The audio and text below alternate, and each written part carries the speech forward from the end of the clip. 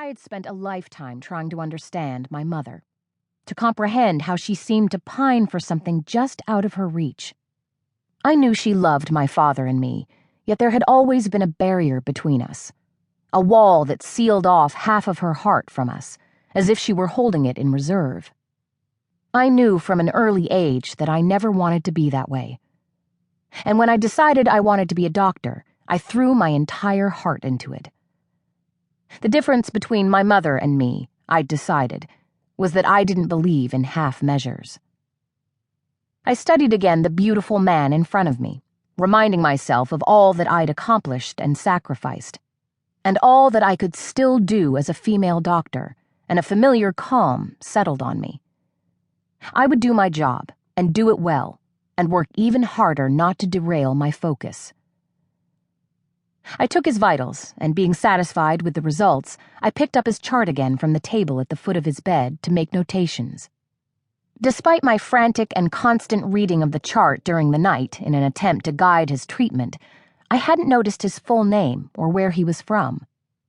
My eyes drifted to the top of the form, where I'd read earlier that he was a captain and that his last name was Ravenel, a name that sounded oddly familiar. My gaze slid to the space on the form for a first name, Cooper, and he was from Charleston, South Carolina. He hadn't said enough the previous night for me to determine whether he had a Southern accent, but in my newly awakened imagination, I thought that he would, and that his dropped consonants and slurred vowels would sound wonderful emerging from those lips. I clenched my eyes, reminding myself to remain focused, inordinately thankful that I was alone in the room with nobody to witness my foolishness. Victorine. The words startled me, and I almost dropped the chart on the wounded leg. His eyes were open, but still glazed from fever and morphine, and although I knew he was oblivious to his surroundings, the way he was looking at me made me feel again as if he knew me. I placed the chart back on the table and moved closer to him. Captain Ravenel? Can you hear me? Victorine, he said again, his eyes focused on my face, the name filled with hope and wonder, making me want to answer yes. But for the first time in my life, I couldn't speak. None of my resources or my authority as a medical doctor gave me whatever it was I needed to answer the longing in the soldier's voice. It unnerved me, made me feel the loss of something I never knew existed. He continued to look at me as I recovered my composure and slipped back into my Dr. Kate Schuyler persona. Captain Ravenel, you're in a hospital in New York City. Your leg is badly hurt, but we are doing our best to save it. As if he hadn't heard me, his hand gripped mine, and I knew I couldn't pull away even if I'd wanted to. It's you, he whispered, his eyes settling on my face.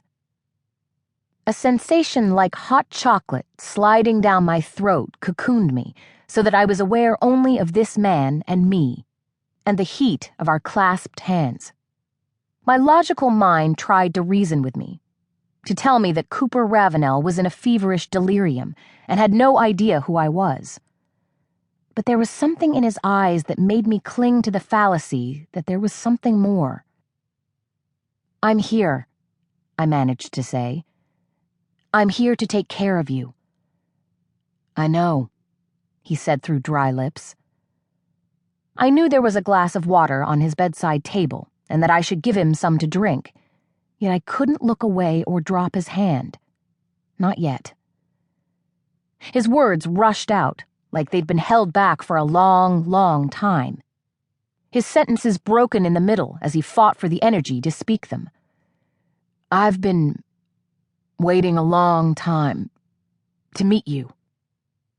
With great effort, he lifted his other arm and touched my hair. Take it down. Since medical school, I'd worn my long hair twisted into a tight bun and held securely with a large comb at the back of my head. My hair was my only vanity, and I couldn't cut it even though I knew it would be much easier than putting it up every morning. But it was long and dark like my mother's, which had framed her face with a pronounced widow's peak just like